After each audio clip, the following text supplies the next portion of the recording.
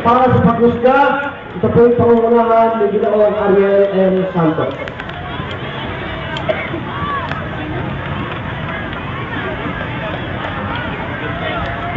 Okay, magandang umaga po sa lahat.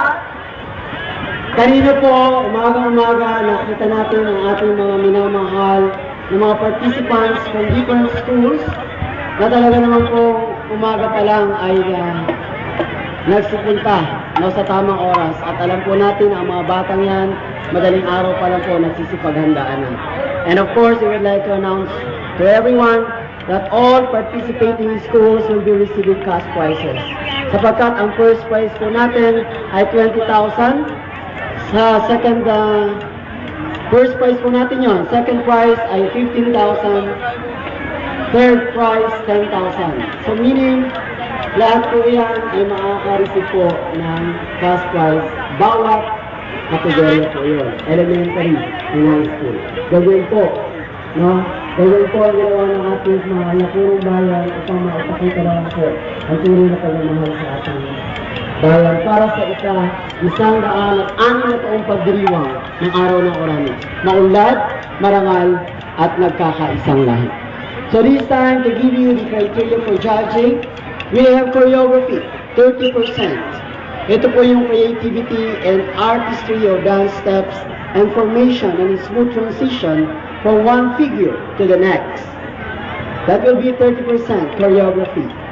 Another 25% for their performances, precision and coordination, grace and fluidity of movement, rhythm, and vivacity.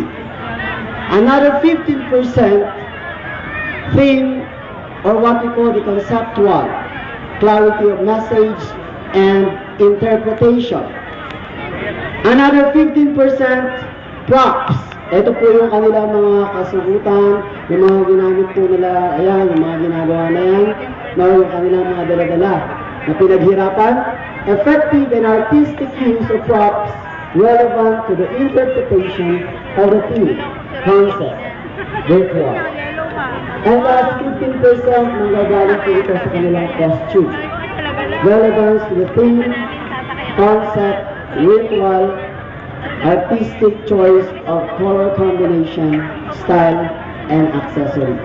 So meaning choreography 30%, performance 25%, theme conceptual 15%, props 15%, and costume 15%, to give the total 100%.